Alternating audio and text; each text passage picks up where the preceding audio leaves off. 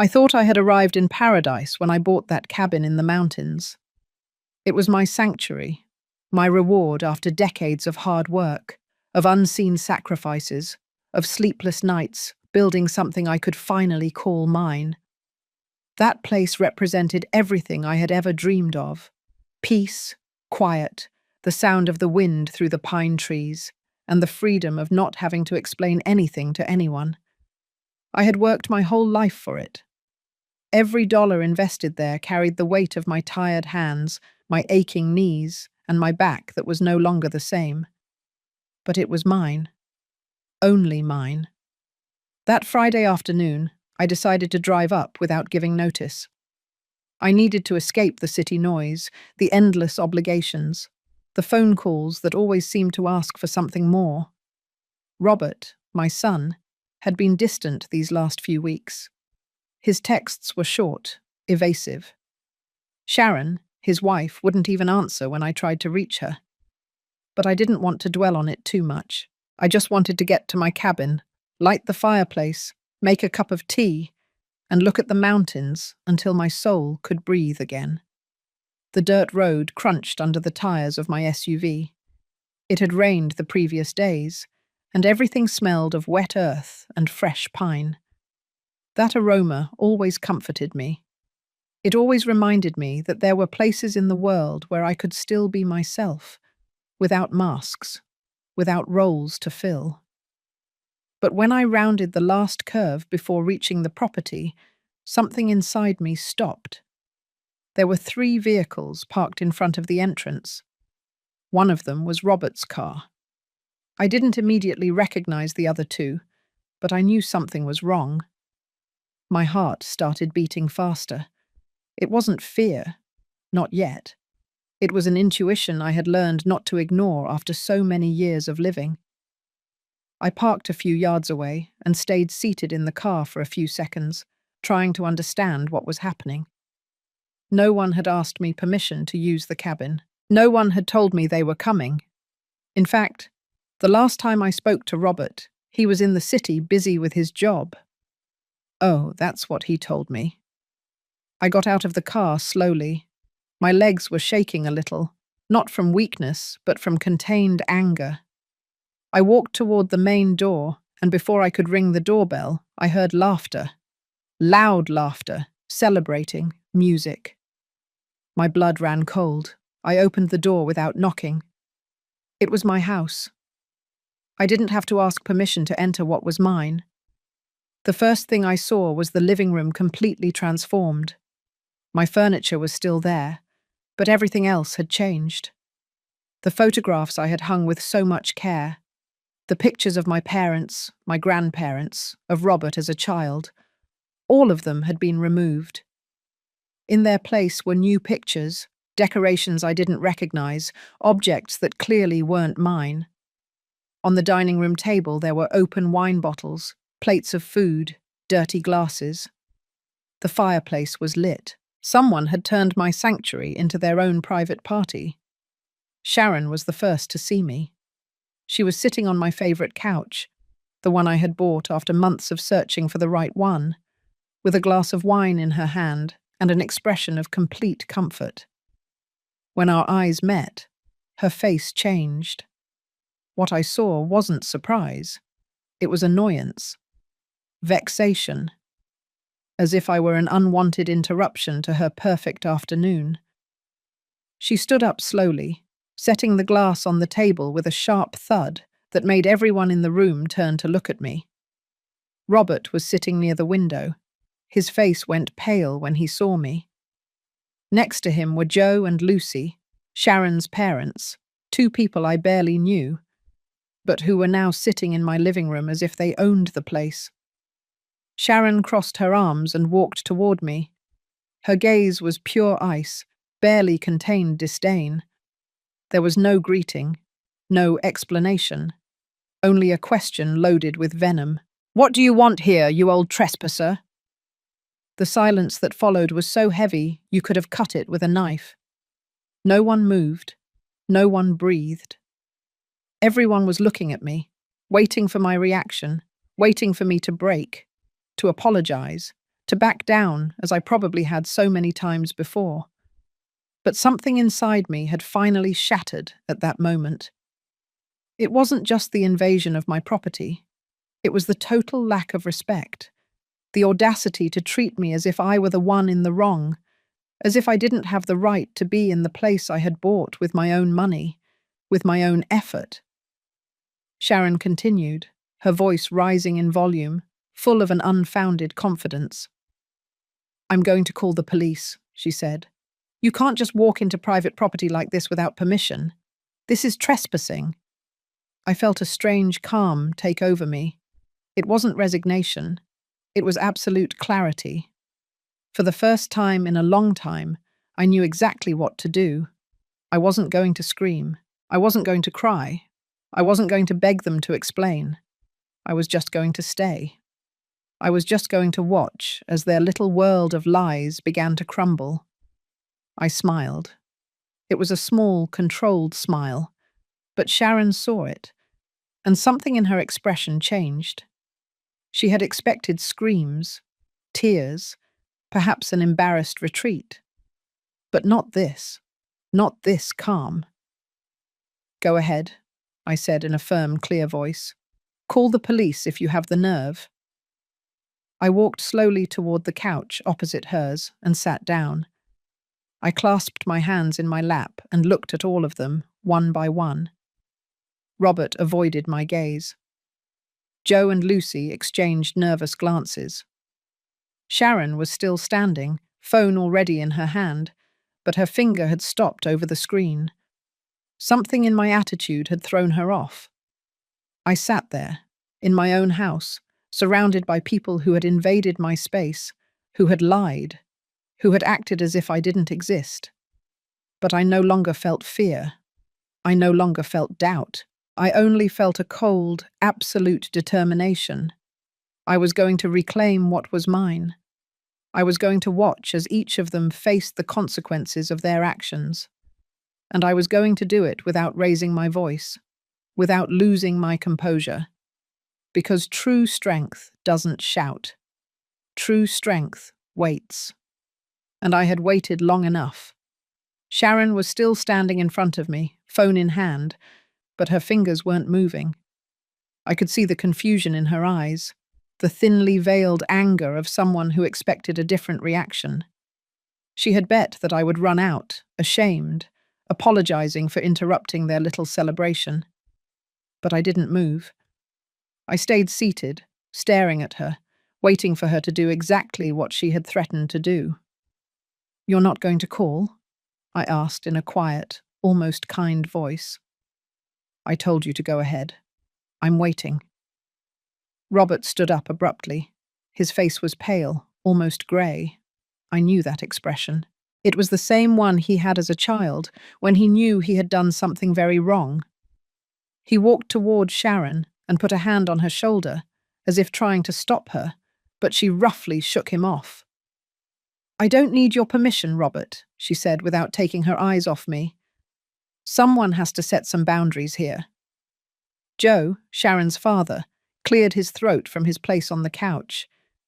He was a heavy-set man, with a deep voice, accustomed to being listened to when he spoke. He got up slowly and walked to stand next to his daughter, as if reinforcing her position. "Mrs. Martin," he said with a condescending tone, as if speaking to a child. "I think there's a misunderstanding here. Robert gave us permission to use the cabin this weekend. He told us you were traveling, that you weren't coming, that there would be no problem. In fact, he assured us that you had authorized this." I felt the blood rush to my head, but I kept my composure. So that was the lie. That was the story they had built to justify their invasion. Not only had they occupied my property without my consent, but they had used my name, invented an authorization I never gave, and manipulated the truth to look good in front of others. "Robert told you that?" I asked, looking directly at my son. "You told them I authorized this?" Robert opened his mouth, but no sound came out. His eyes darted from me to Sharon, from Sharon to her parents, looking for some way out, some way to escape this moment. But there was no escape. The truth was there, naked and cruel, waiting to be acknowledged. Lucy, Sharon's mother, spoke from her seat. She was a thin woman, with a sharp voice, and a perpetual expression of superiority that had bothered me since the first day I met her. "We didn't know you weren't aware," she said with false innocence. "Robert invited us. He said it would be a family weekend, that you would arrive tomorrow, and that we should get everything ready for when you came. We even cleaned the house. See? We went grocery shopping. We brought food, all so you would be comfortable." The lie was so elaborate, so carefully constructed, that it almost seemed credible. Almost. But I knew every corner of this house. I knew exactly how I had left it the last time I was here. And what I saw now was not a house prepared for my arrival. It was an occupied house, transformed, stripped of my presence to make room for theirs. "So Robert lied to you," I said simply, letting the words drop like stones into still water. "Because I never gave any authorization. I never said I was traveling. I never knew you would be here." The silence fell over the room again. But this time it was different. This time there was discomfort, nervousness. Joe and Lucy exchanged glances. Sharon squeezed the phone tighter. Robert still couldn't look me in the eye. "That's not true," Sharon finally said, her voice rising in pitch again. "Robert wouldn't lie about something like that. You must have forgotten. At your age, it's normal for things to get confused, for memory to fail." There it was, the first direct attack, the strategy of making me look like a confused old woman, like someone who couldn't trust her own memories. It was a tactic I had seen before, one I had experienced in small doses over the years. But now I saw it in its rawest, most ruthless form. I stood up slowly, not because I was going to leave, but because I wanted everyone to see me clearly when I said the next thing. "My memory is perfectly fine, Sharon," I said with a clear voice. "I remember every conversation I've had with Robert in the last few weeks. I remember him telling me he was busy with his job. I remember you stopped answering my calls 2 weeks ago, and I perfectly remember that this property is in my name, that I paid every dollar of the mortgage, that I maintained this place, and that no one, absolutely no one, has the right to be here without my explicit permission." I walked slowly toward the wall where my family photographs used to be. The empty frames were still there, but the pictures had been stored or discarded. I ran my hand over one of the frames and turned back to them. "Where are my photographs?" I asked. "Where are the pictures of my parents, my grandparents, of my son when he was little?" No one answered. Sharon looked away. Lucy sat down again, uncomfortable. Joe cleared his throat but didn't say anything. "We stored them," Robert finally said, his voice barely a whisper. "We thought you wanted to refresh the decor. They're in the upstairs closet." "You thought I wanted to refresh the decor?" I repeated, letting the question hang in the air. "Or did you decide that my presence here wasn't necessary? That you could erase me from my own house and replace me with what you preferred?" Sharon finally exploded. Her control broke, and all the anger she had been suppressing surged to the surface. "This is ridiculous. Robert is your son. He has a right to use this house. You're always saying that what is yours is his, that you work to leave him something. And now it turns out we can't even come for a weekend." "You have the right if I give permission," I replied coldly. "You have the right if you ask me. You have the right if you respect the basic rules of coexistence. But sneaking in, lying about my authorization, removing my belongings, and then treating me like a trespasser when I show up on my own property, that is not a right. That is invasion." Sharon took a step toward me, her face red with fury. "You know what? You're right. I am going to call the police. I'm going to tell them there's an agitated woman in our house, that she's causing problems, that we need help. I smiled again, that same calm smile that had unnerved her so much before. Go ahead, I said again. Please do it. In fact, I insist. I think it's exactly what we need here. A third party who can see this situation clearly. And this time, Sharon dialed the number. The sound of the phone dialing broke the tense silence of the room. Sharon had the speaker activated, probably so we could all hear, so I would know she was serious. Her hand trembled slightly, but her expression remained defiant. Robert had sat down again, his head in his hands. Joe and Lucy remained silent, watching the scene as if they were spectators in a theatre. A female voice answered on the other end of the line. Local police, what is your emergency? Sharon took a deep breath before speaking, composing her voice to sound scared, vulnerable. Yes, hello. I need help. There is a woman in our house causing a disturbance. She entered without permission and is threatening us. We are at the mountain cabin, mile marker 18 of the main road. I felt my blood boil, but I stayed calm. Every word that came out of her mouth was a calculated lie. Our house. Entered without permission. Threatening us. All designed to make me look like the aggressor, the troublemaker. Does the person represent an immediate danger? The operator asked. Sharon looked at me with barely contained hatred. I don't know. She is very agitated. She is in her 60s, but she is acting irrationally. We are scared. A unit is on the way. Stay in a safe place and do not confront the person. You can leave the house. Yes, we can try, Sharon replied, cutting the call with exaggerated drama. She turned to the others with a triumphant expression. You heard them. The police are coming.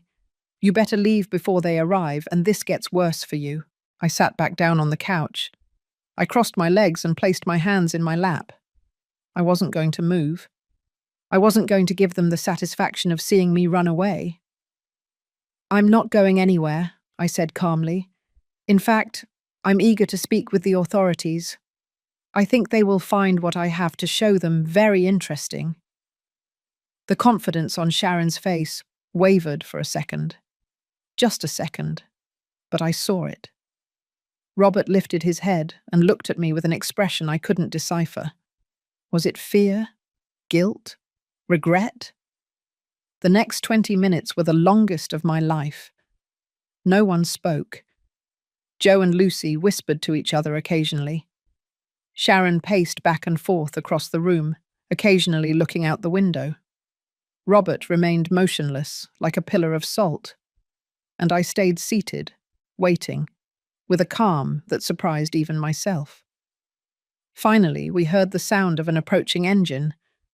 A patrol car from the local police parked in front of the house. 2 officers got out of the vehicle, an older man of robust build and a young woman carrying a notebook. Sharon ran to the door before they could knock. She flung it open, with an exaggerated expression of relief. Thank you for coming so fast. She's inside. She came in without permission and won't leave. The officers entered cautiously, assessing the situation with trained eyes. The older officer looked at me and then at Sharon. Who is the owner of this property? He asked in a neutral voice. Sharon opened her mouth to answer, but I spoke first. I am, I said, standing up. My name is Alice Martin. This is my property. That's not true, Sharon interrupted immediately. She's my husband's mother. We have permission to be here. She's the one who came in without warning and is causing trouble. The officer looked at me with an expression I had seen many times before. It was the look of someone who had already decided to believe the version of the younger, more convincing person. It was the look that assumed the older woman was confused, that there were probably family misunderstandings, that this was an unimportant domestic issue. Ma'am, he said condescendingly, do you have any documents to prove this property is yours? I smiled. It was the moment I had been waiting for. Yes, officer. I have all the necessary documents. I walked to my purse, which I had left by the door when I entered. I opened it calmly and took out a folder I always carried with me. Inside were the property deeds, the latest property tax payment, the utility bills in my name, and a letter from the bank confirming that the mortgage was completely paid off. I handed the documents to the officer. He reviewed them carefully, flipping through each page, verifying dates and names. His expression began to change. The young female officer came closer to look as well, and they exchanged a significant glance. Everything is in your name, the officer finally confirmed, looking at Sharon with a completely different expression. Mrs. Alice Martin is the sole registered owner of this property. Colour drained from Sharon's face. Joe stood up abruptly. Lucy let out a small gasp. Robert closed his eyes as if he wanted to disappear. But Robert is her son, Sharon stammered. He told us we could be here, that she had given permission. The young officer spoke this time, her voice firm but professional. Ma'am, the fact that he is the owner's son does not give him an automatic right to use the property without her consent. And Mrs. Martin says she never gave that permission. I never gave it, I said in a clear, strong voice. I arrived here expecting to find my house empty, and I found all of them occupying it as if it were theirs. They removed my photographs, brought their things, lied to other relatives saying I had authorized this. And when I showed up, they called me a trespasser and threatened to call the police. Well, here are the police, and here are the documents that prove I'm the one with the right to be here. The older officer turned to Sharon with a serious expression. It is clear that Mrs. Martin did not give permission for you to be here. Sharon looked at Robert desperately, seeking help, but he still couldn't speak. Finally, it was Joe who replied. There was a misunderstanding, he said with a tense voice. Robert invited us. We thought everything was in order. It was not a misunderstanding, I intervened. It was a deliberate lie, and now I want all of you off my property immediately. The young officer took notes in her notebook.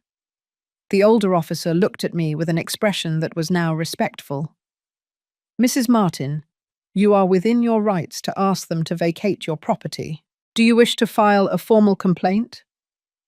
I looked at each of them. At Sharon, with her mixed rage and fear. At Joe and Lucy, trying to look innocent. At Robert, destroyed by shame. And I felt something break inside me. It wasn't sadness. It was liberation. I want them to leave, I said simply. Now. The older officer nodded gravely and turned to Sharon and the others. You must vacate the property immediately. Mrs. Martin has proven to be the sole legal owner and has requested that you leave. If you do not do so voluntarily, we would have to proceed with a forced eviction. Sharon opened her mouth to protest, but the young officer interrupted her firmly. You can gather your personal belongings now, but you must leave the premises within the next 30 minutes. I saw how reality began to settle on their faces. The public humiliation of being exposed in front of the authorities, of having their lie unmasked so brutally. But that was only the beginning. There was something else I needed to do, something I had been putting off for years out of fear, out of misplaced love, out of that horrible habit of sacrificing myself for those who never valued me. Officer, I said calmly, before they go, there's something else I need to clarify in front of witnesses. Everyone looked at me. Robert lifted his head, his eyes full of a silent plea. He knew what was coming. After all these years, he knew. I went back to my purse and pulled out another folder. This one was thicker, heavier. It contained years of documents, receipts, bank transfers, contracts. I opened it on the dining room table, clearing the glasses and plates that were still there. "Robert," I said, looking directly at him, "how much money have I given you in the last 5 years?" He turned even paler, if that was possible. "Mum, please, answer the question." The silence was deafening. Sharon was looking at him, not understanding what was happening. The officers remained attentive, not intervening, but clearly interested. "I don't know exactly," Robert murmured. "I do know," I said, pulling out a document. $42,000. In the last 5 years, I have transferred $42,000 to you.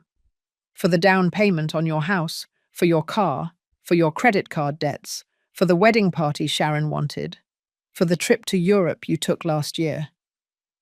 Sharon took a step back, as if I had slapped her. Joe and Lucy exchanged uncomfortable glances. "Furthermore," I continued, pulling out more papers, "I pay for your car insurance. That is $300 monthly. I also pay Sharon's gym membership, $150 a month. And for the past 2 years, I have been covering the 20% of your mortgage because you couldn't handle the full payments. That's another $800 monthly." I placed each document on the table with surgical precision. Receipts, bank statements, emails where Robert asked me for help again and again. Everything was there, black on white, impossible to deny. "In total," I said, doing the final calculation, "in the last 5 years, I have invested $68,000 in keeping you afloat. And I'm not counting the gifts, the dinners, the clothes, the appliances I bought you when you moved in." My voice was trembling now, not from weakness, but from years of contained frustration finally finding an outlet. "And this is how you repay me. Invading my home, lying about me, removing my photographs as if I no longer existed, as if I didn't matter anymore." Robert had tears in his eyes. He stood up and tried to approach me. "Mum, I didn't know Sharon was going to—" "No," I stopped him with a hand. "Don't blame only Sharon. You allowed this. You lied about my authorization. You brought all these people onto my property without asking me. You removed my photographs. You decided my space didn't matter." I turned to the officers, who were now looking at me with a mixture of respect and pity. "I want you to be witnesses to what I am about to say now." I took out my phone and opened my banking application. My hands weren't shaking. They were steady, sure, determined. "As of this moment, I am cancelling all automatic transfers in the name of Robert Martin. I am cancelling the payment for his car insurance. I am cancelling the monthly contribution to your mortgage.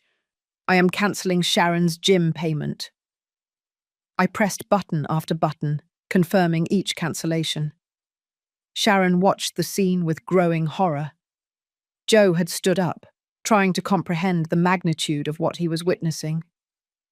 "Mum, wait," Robert pleaded. "We can talk about this. We can fix it." "There's nothing to fix," I replied without looking up from the phone.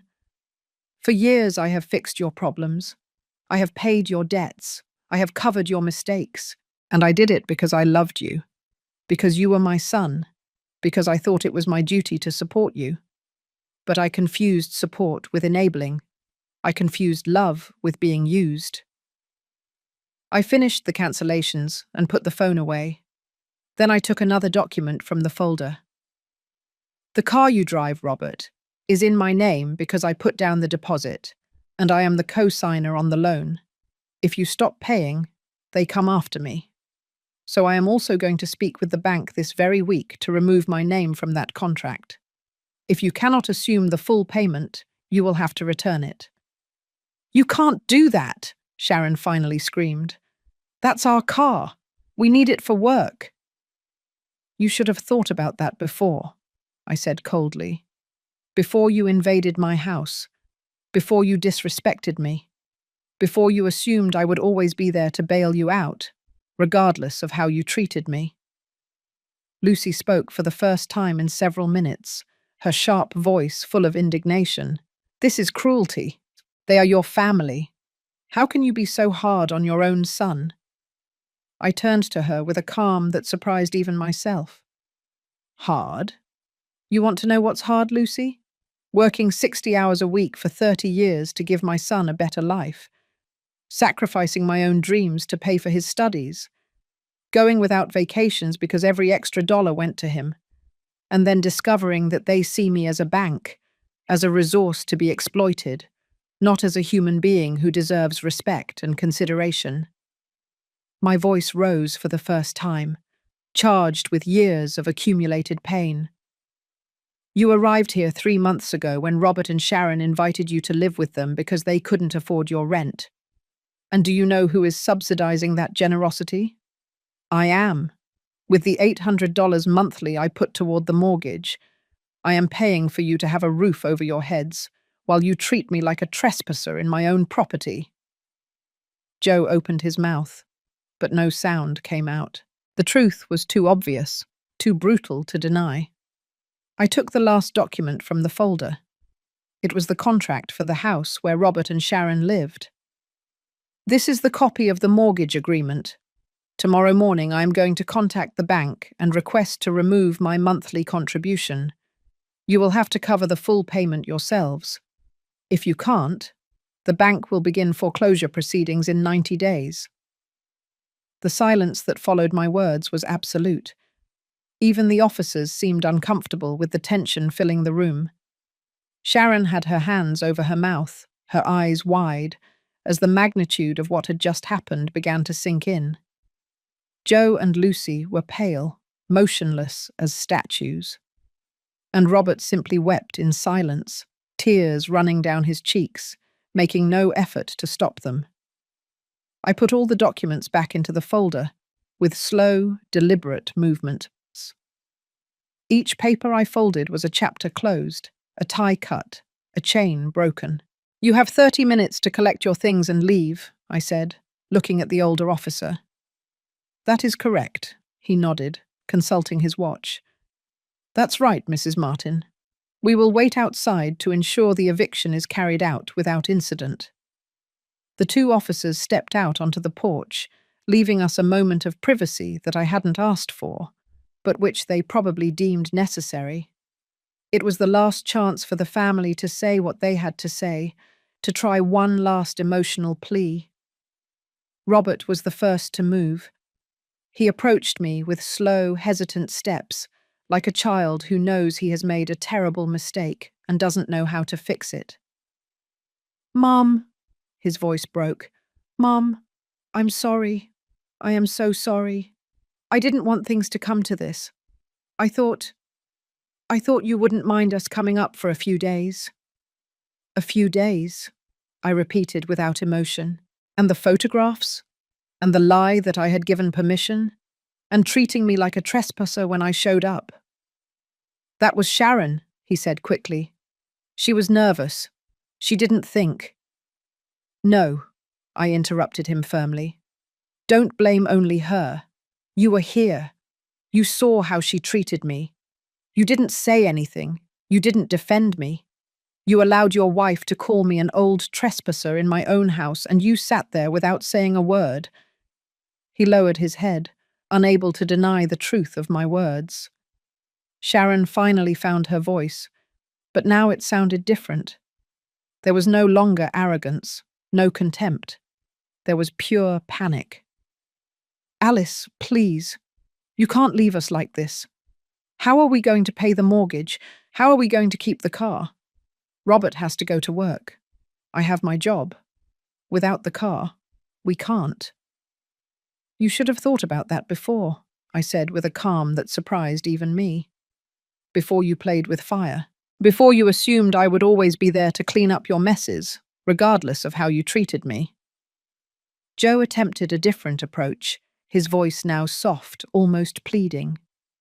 Mrs. Martin, I understand you're upset. You have every right, but think about this with a cool head. They are your family. It's Christmas in a few weeks. Do you really want them to spend the holidays on the street? They won't be on the street, I replied. They will be in the house I've been helping to pay for. The house where you live for free thanks to my money. Only now they'll have to pay the full amount of the mortgage. They will have to adjust, make sacrifices, tighten their belts, just like I did for decades. Lucy approached with tears in her eyes, adopting the victim role that had probably worked for her all her life. We are elderly. We are 67 years old. We can't go back to working full-time. We depend on Robert and Sharon. If they lose the house, we have nowhere to go. I felt a pang of something in my chest. It wasn't guilt. It wasn't exactly pity. It was the recognition that these people were genuinely scared. But that fear was a consequence of their own decisions, of years of living beyond their means, of assuming someone would always be there to rescue them. Lucy, I said, looking directly at her. I'm also elderly. I am 61 years old, and no one rescues me. No one pays my bills. No one supports me when I'm tired. Everything I have, I built alone, with my own hands, with my own effort. And you came here, to my sanctuary, and turned it into your own without asking me, without respecting me, without even considering that I also deserve peace. I walked to the window and looked outside, where the two officers waited next to their patrol car. The sun was beginning to set behind the mountains. Soon it would be night. Soon they would be on the road, driving back to the city in the cold evening. You have 20 minutes, I said without turning around. Start packing. For the next few minutes, I heard the chaos of people hurriedly gathering their things, suitcases being zipped, objects being stuffed into bags, quick footsteps going up and down the stairs. No one spoke.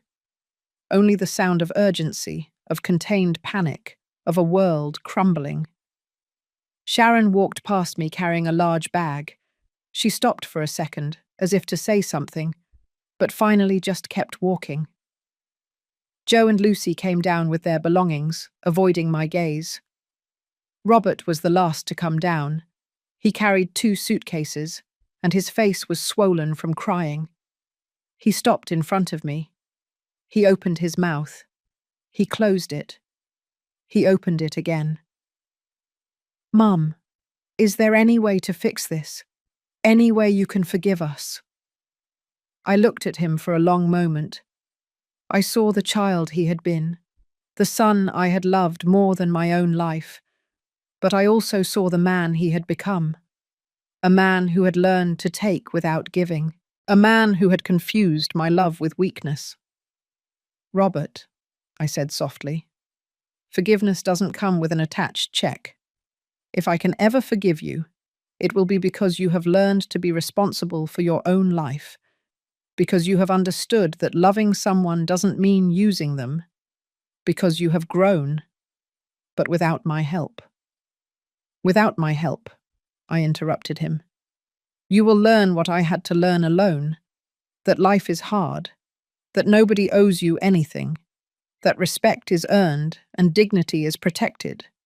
You will learn, or you won't learn, but it is no longer my responsibility to teach you.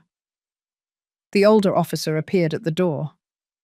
Mrs. Martin, are they ready to go? Is there anything else you need? No, officer. Thank you for your help. One by one, they left. Joe and Lucy first, carrying their suitcases toward one of the cars. Sharon followed, head down, defeated. And finally Robert, walking slowly as if his feet weighed tons. Before getting into the car, he turned back one last time toward the house. Our gazes met through the window. I raised my hand in a gesture that was neither a wave nor a goodbye. It was simply acknowledgement that this was happening, that there was no turning back. The engines started. The taillights came on. And slowly the 3 vehicles began to drive away along the dirt road, kicking up dust in the growing darkness. The officers approached one last time. "Are you going to be okay, Ma'am?" the young officer asked with genuine concern. I smiled, and for the first time in a long time, it was a real smile. "Yes," I said. "I'll be fine." After the officers left, I stood on the porch for a long time, watching the last lights of the vehicles disappear in the distance. The silence of the mountain enveloped me like a warm blanket. It wasn't an empty silence. It was a silence filled with peace, liberation, and possibilities. For the first time in years, I could hear my own thoughts, without the constant noise of others' demands. I went inside the house and locked the door. My hands trembled slightly, not from fear, but from the rush of adrenaline finally beginning to leave my body. I had done something I had been putting off for years. I had said no. I had set boundaries. I had chosen my own dignity over maintaining a false family peace. I walked through the living room, picking up the dirty glasses, the abandoned plates, cleaning up the remnants of the invasion. As I worked, my mind began to wander to the past, to the moments that had led me here, to this breaking point. And I understood that this hadn't started today. It had started many years ago, with small decisions that accumulated until they became a pattern of life. I remembered when Robert was 23 years old and lost his first job. He came to me crying, saying he couldn't pay his rent, that he was going to be evicted. I had just received my first raise in years, a raise I had planned to use to finally take that trip to Europe I had always dreamed of. But I looked into his eyes, saw his desperation, and I gave him the money. $2,000 that meant my vacation, my rest, my moment of reprieve. "It's only this time, Mum," he had promised me. "I'll pay you back in 2 months when I get another job." He never gave me that money back, and I never asked for it. 6 months later came another crisis, a credit card debt that had grown out of control, $5,000. I had just finished paying off the mortgage on my small apartment in the city. For the first time in my life, I didn't have that financial pressure. I could breathe, I could save, I could live without the constant weight of debt. But Robert arrived at my door with bank papers, with threats of lawsuits, with that scared child's face that always melted my defenses. "Mum, I don't know how it happened. I spent without realizing. If I don't pay, they'll ruin my credit history. I won't be able to get anything in the future." And I paid. $5,000 of my savings, of the money I had set aside for my retirement, for my future security. "This is the last time," I told him firmly. "You have to learn to manage your money." He nodded seriously. He promised he would change, that he would learn. But a year later, he was back, with another crisis, with another urgent need. I sat on the couch, hugging a cushion to my chest, and the tears finally came. They weren't tears of sadness. They were tears of liberation, of years of contained frustration at finally finding an outlet. I cried for all the dreams I had postponed, for all the trips I never took, for all the times I denied myself something small to be able to give something big to someone else. I cried for the woman I had been, the one who always said yes, the one who confused love with infinite sacrifice. And I also cried with relief because that woman had finally found her voice, her limit, her dignity. I remembered when Robert met Sharon. From the first moment, I knew there was something about her that unsettled me. It wasn't just her distant attitude or her way of talking as if the world owed her something. It was the way she looked at things, calculating values, measuring possibilities. When they got engaged, Sharon had insisted on a big, elegant, expensive wedding. "It's the most important day of my life," she had said with those bright eyes. "I'm only getting married once." The wedding cost $23,000. Robert and Sharon put in $5,000. Sharon's father put in $3,000, and I, who had promised to contribute $5,000 to help, ended up paying $15,000 because unexpected expenses came up and we couldn't cancel the contracts. $15,000 that represented 2 years of careful saving. $15,000 that I had planned to use to buy this cabin in the mountains. I had to wait 3 more years, working overtime, denying myself basic pleasures, to finally be able to make the down payment on this property. And here they were, years later, occupying this place that I had bought with so much sacrifice, treating it as if it meant nothing, as if it was simply another resource available for their use. I got up and went upstairs to the master bedroom. I opened the closet where Robert had said they stored my photographs. There they were, carelessly piled up in cardboard boxes. I took them out one by one and placed them on the bed. My mother smiling in her garden. My father in his work uniform. My grandparents on their 50th wedding anniversary. And Robert, my little Robert, at 5 years old, riding his first bicycle. I held that photograph in my hands and looked at it for a long time. He was such a happy child then, so innocent. At what point had he lost that sparkle in his eyes? At what point had he learned that he could take without giving? And how much of that was my fault, for having taught him that I would always be there to rescue him? The question hurt more than I expected. Because part of this, a part I didn't want to admit, was my responsibility. I had raised a son who didn't know how to face consequences, who didn't know the real value of money because he had never had to fight for it, who assumed that love meant the infinite availability of resources. But I also understood, sitting there in that quiet room, that it wasn't too late to teach him the most important lesson. Not with words, not with sermons, but with actions. By letting him fall, by allowing him to face reality, by withdrawing the safety net I had so carefully woven all these years. I went downstairs with the photographs and began to hang them back in their original places. Each frame I hung was an act of recovery, of my space, of my history, of my identity that I had allowed to be erased so easily. When I finished, the living room looked as it should look. Like my living room. With my memories, with my history imprinted on those walls. It was no longer a generic space that anyone could occupy and transform. It was my home. I lit the fireplace and made myself a cup of tea. I sat down in front of the fire and let the warmth penetrate my tired bones.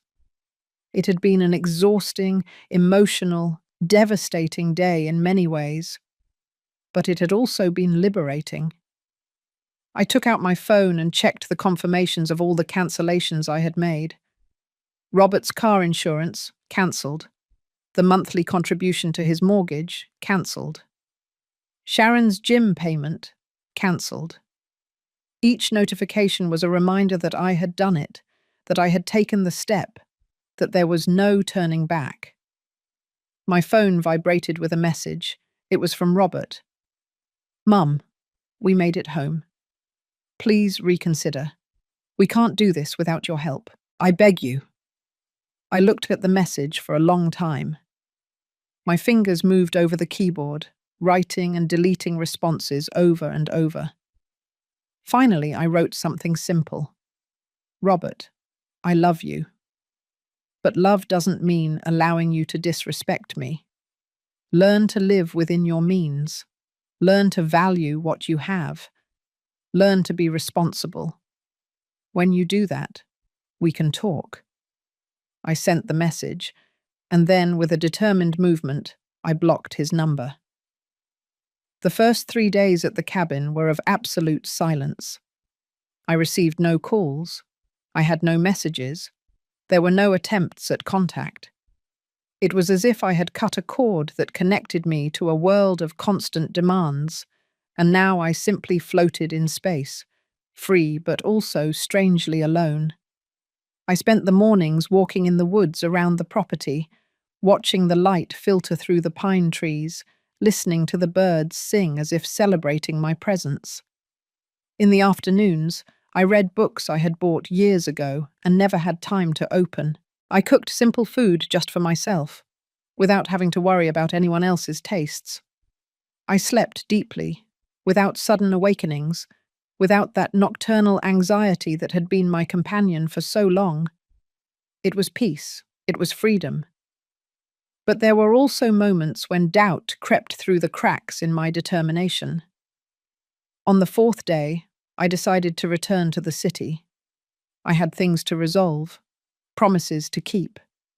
I couldn't hide in the mountains forever, as tempting as it was.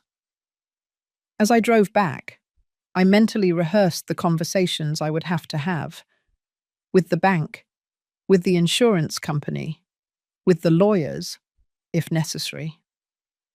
I arrived at my apartment in the city at noon. The answering machine was blinking with 15 new messages. I listened to them all while making coffee.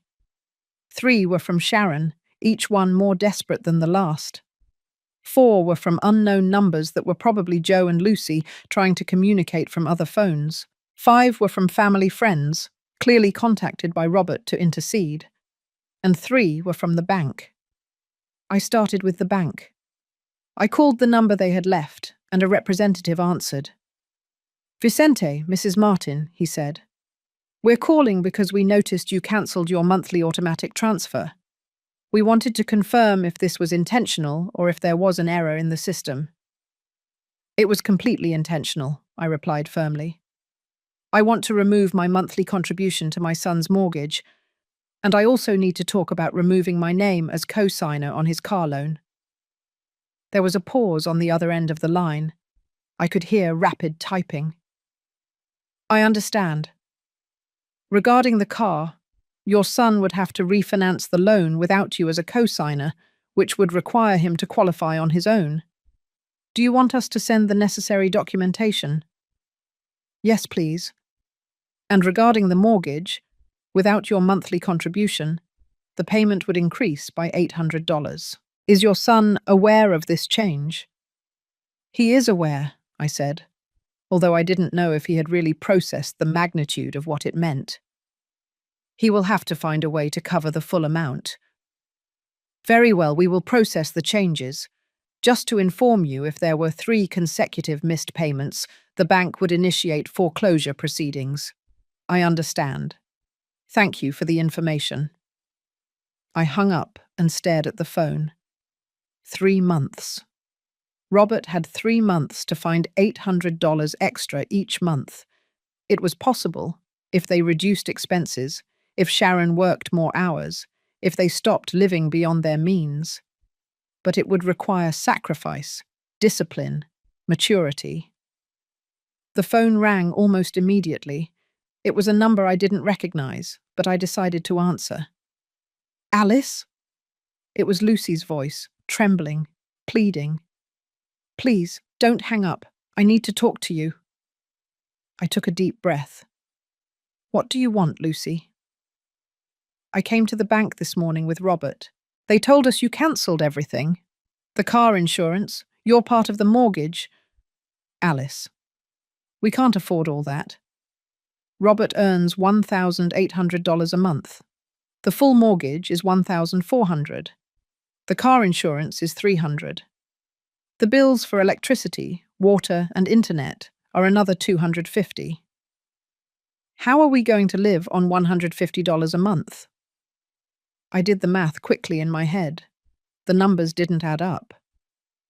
"Lucy, if Robert earns $1,800 and the full mortgage is $1,400, that leaves $400, not $150. "But the car insurance that you were paying," I interrupted her. "If you can't pay for it, then you can't have the car. It's that simple. Sell the car, buy something cheaper that you can maintain, use public transport, look for alternatives. But it's no longer my problem." "Sharon also works," Lucy continued quickly. "She earns $900 a month. That gives us $2,700 in total." "Then you have enough," I said, calculating.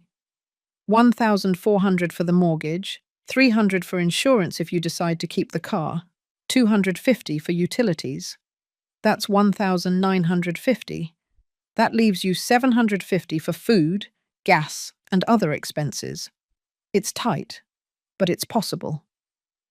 But we also live there, Lucy said, her voice going up an octave.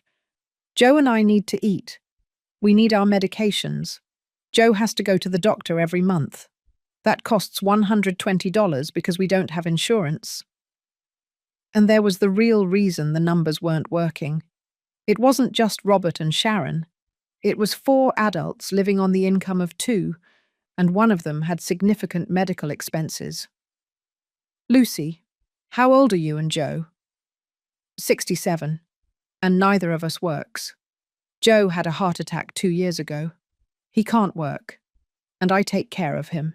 I felt a twinge of something akin to compassion, but I kept it at bay. This wasn't cruelty on my part.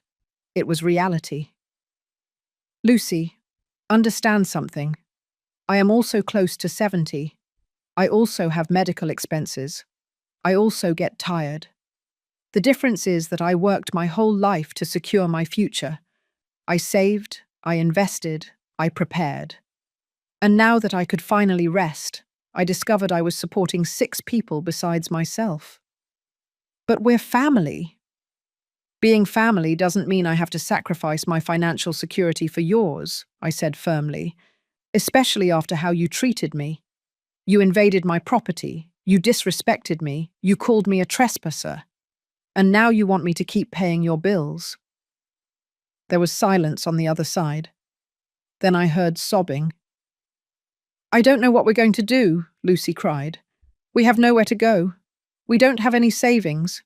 If Robert loses the house, we'll be on the street. Then Robert needs to find a second job, I said without emotion. Sharon, too. You need to apply for government medical assistance for Joe. You need to look for cheaper apartments, places you can afford with your real income. You need to live within your means, like millions of people do every day. But there are no buts, Lucy. I made my decision. You now have to make yours. I sincerely wish you the best. But I am no longer your solution. I hung up before she could respond. My hands were trembling. Not from doubt, but from the intensity of maintaining my position against years of conditioning that screamed at me to give in, to help, to sacrifice myself one more time. 2 hours later, I received a text message from an unknown number. It was from Sharon. The insurance company called. They cancelled the car policy. Now we can't drive it legally. Robert can't go to work. You're going to be responsible when he loses his job because of you, I replied briefly. You can take the bus. You can look for alternatives. I am no longer responsible for the consequences of your decisions. The next day, I personally went to the bank where they had the car loan. I filled out all the necessary forms to remove my name as co-signer. The representative explained that Robert would have 30 days to refinance or return the vehicle. Are you sure about this? The employee, a young man in his 30s, asked me. It's a process that cannot be easily reversed. I am completely sure. I left the bank feeling lighter than I had in years. Every document signed was a weight off my shoulders. 2 weeks passed. 2 weeks in which I remained firm in my silence, in my decision, in my newly established boundaries. I had returned to the cabin after resolving all the matters in the city. I needed that sanctuary more than ever. The mornings were cold now, with that late October temperature that announced the arrival of winter. I woke up early, made a coffee, and sat on the porch wrapped in a blanket, watching the sun paint the mountains in golden and pink hues. I had managed not to check my phone obsessively.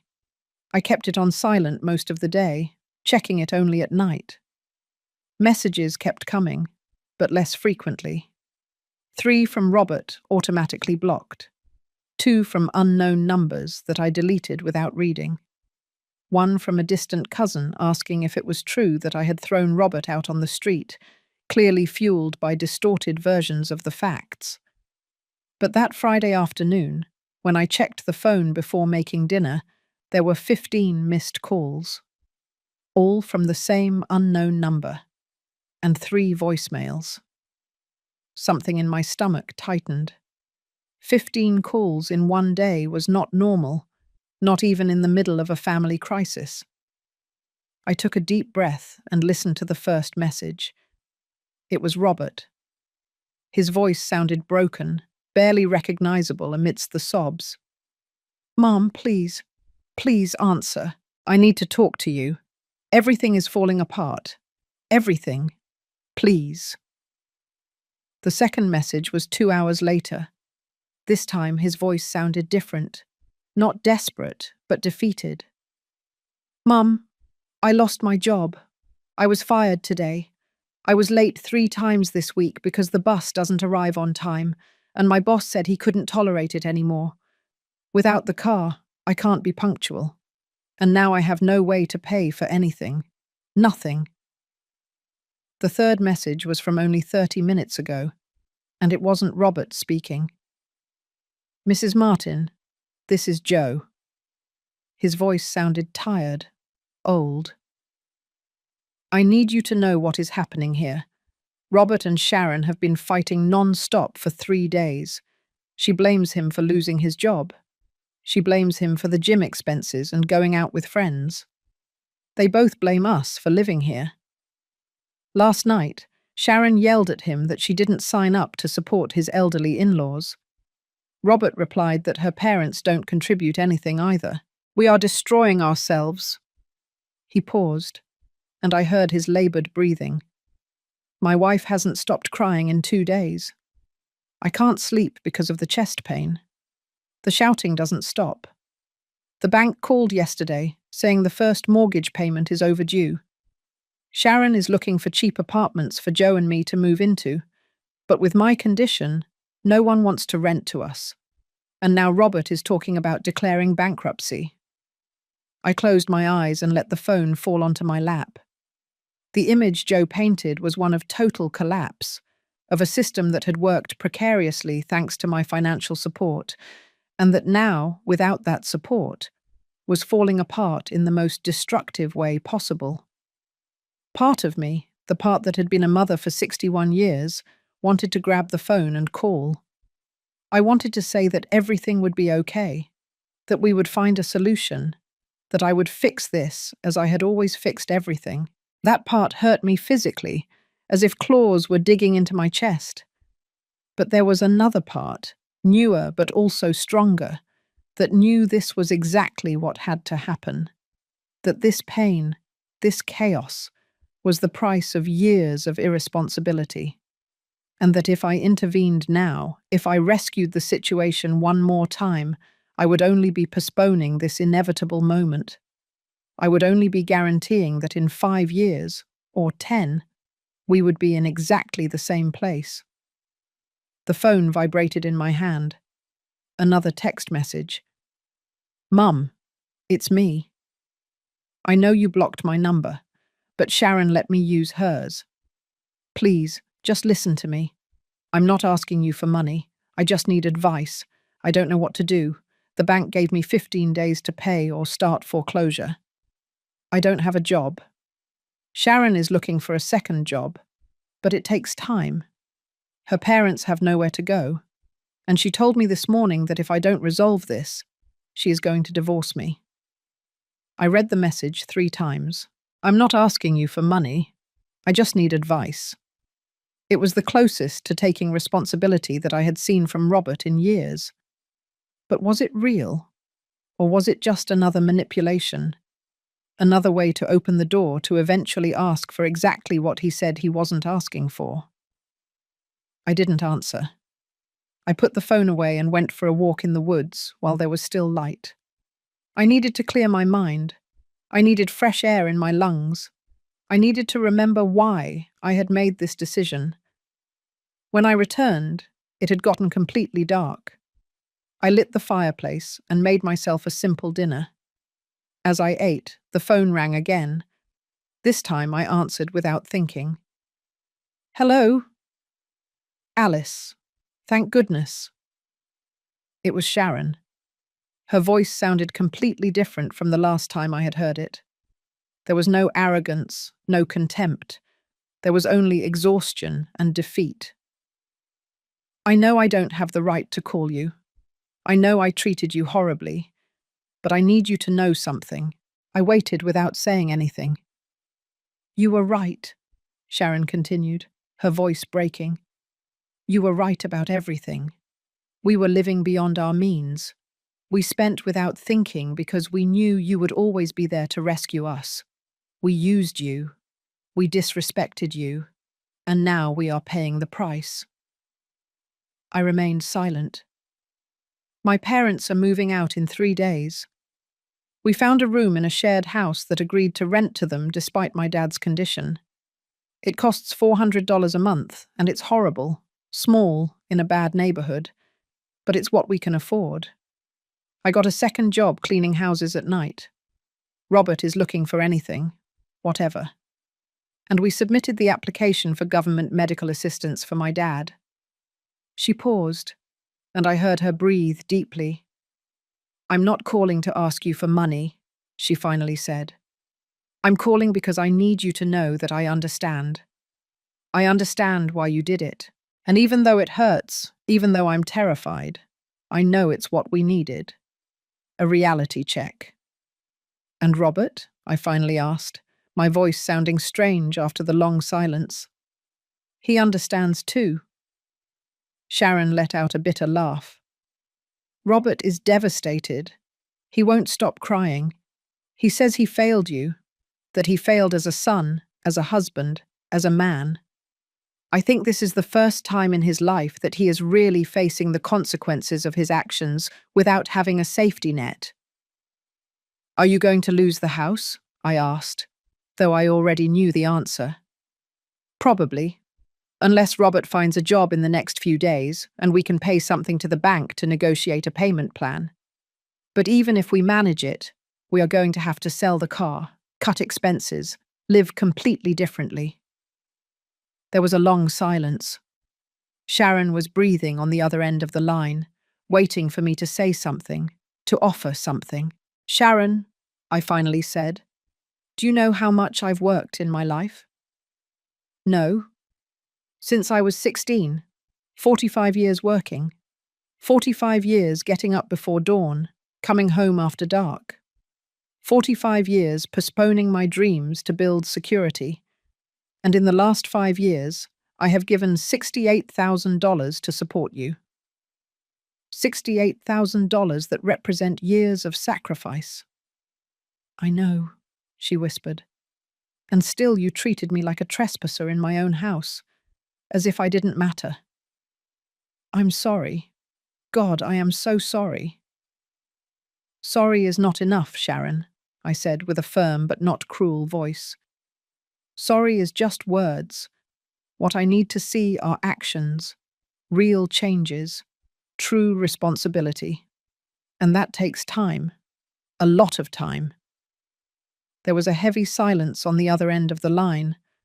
I could hear Sharon's ragged breathing, the sound of someone trying not to completely fall apart. I understand, she finally said. I don't expect your forgiveness. I don't expect your help. I just wanted you to know that for the first time in my life, I am understanding what it means to really struggle, what it means to have no one to turn to. And it's terrifying, but it's also necessary. She hung up before I could reply.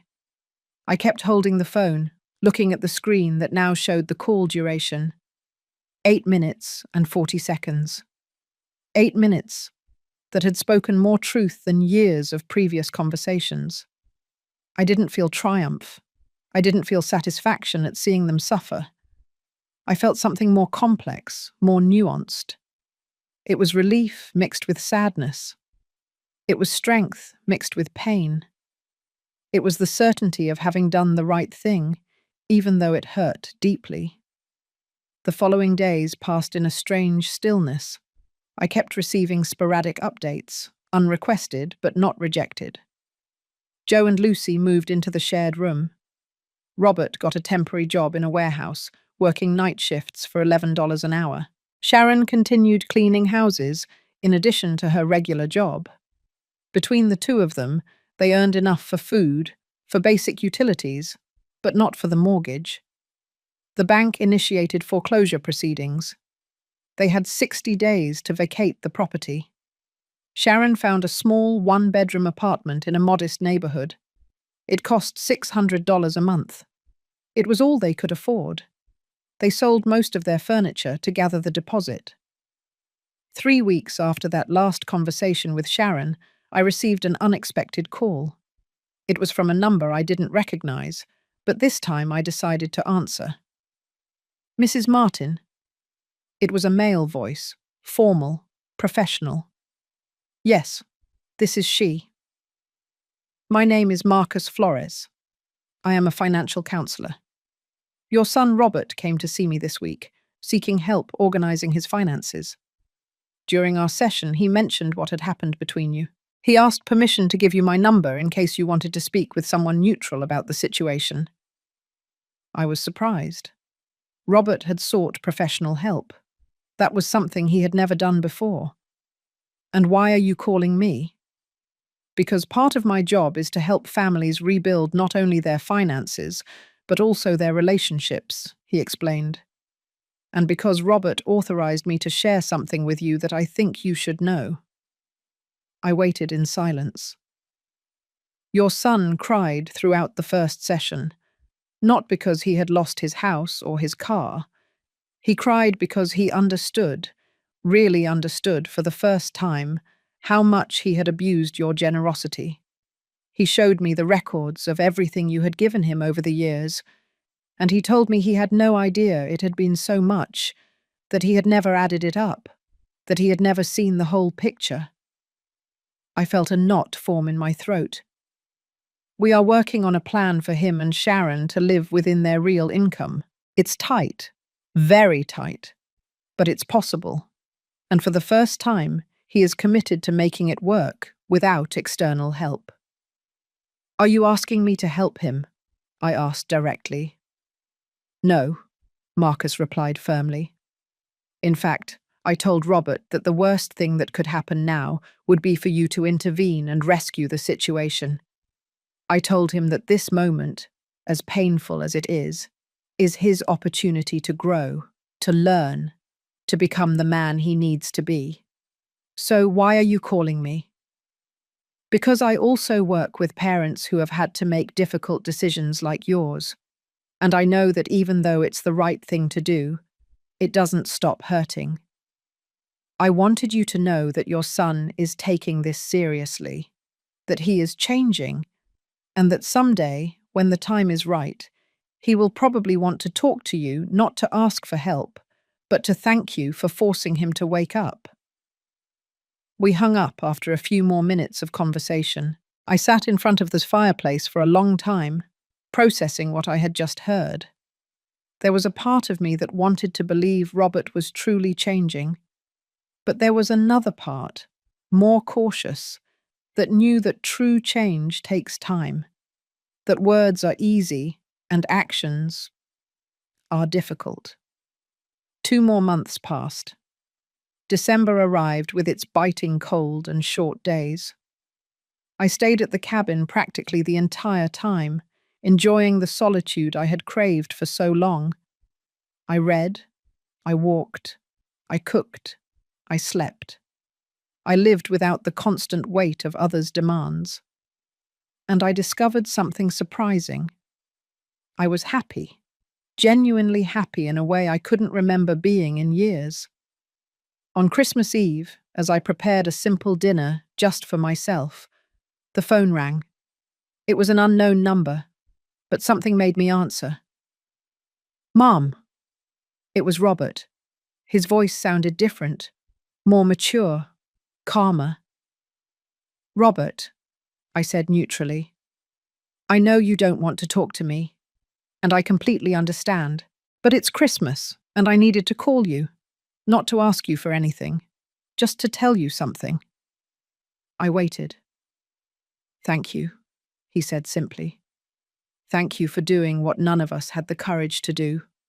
Thank you for forcing me to grow. Thank you for loving me enough to let me fall. I felt tears start to roll down my cheeks.